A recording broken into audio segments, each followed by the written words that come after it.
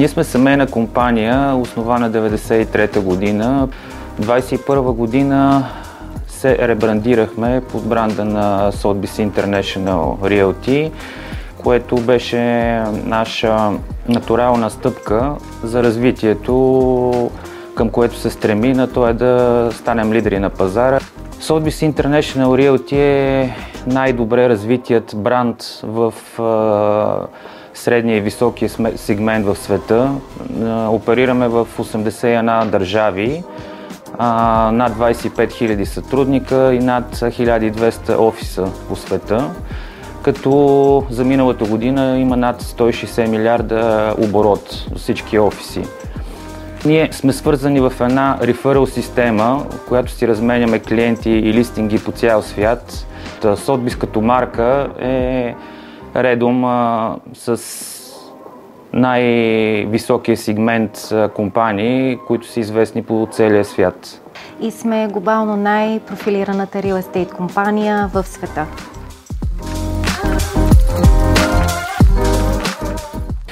Международна. Международна с един офис в България и мисля, че 5 във Франция.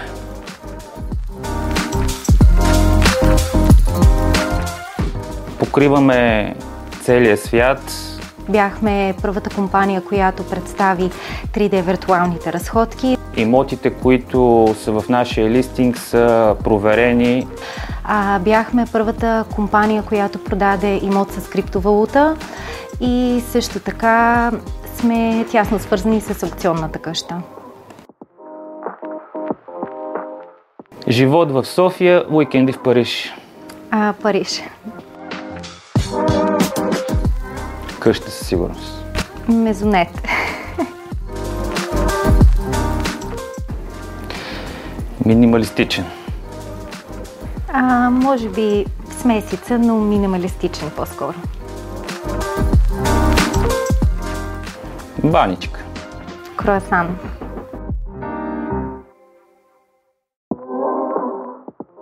Червено. Червено. Изложба. През 2021 година, когато се договорихме да ребрандираме компанията си под Sotheby's International Realty, на мен ми дойде идеята да намеря място в София, емблематично място, в което да съчетая висок клас клуб-ресторант, заедно с представителния офис на бранда. Ние превърнахме това място и в галерия, което е Ари Club Gallery. Представяме всеки месец творбите на различни художници, също така и колекционери.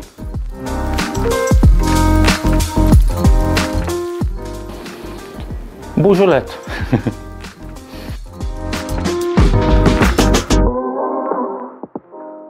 Ние се развиваме в няколко направления.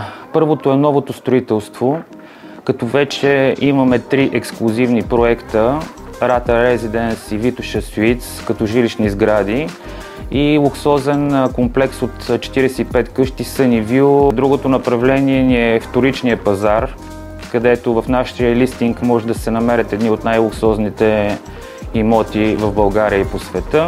Очакваме доста нишови и интересни неща, които ще бъдат в луксозния сегмент, както и за лайфстайл, така и за начин на живот и имоти.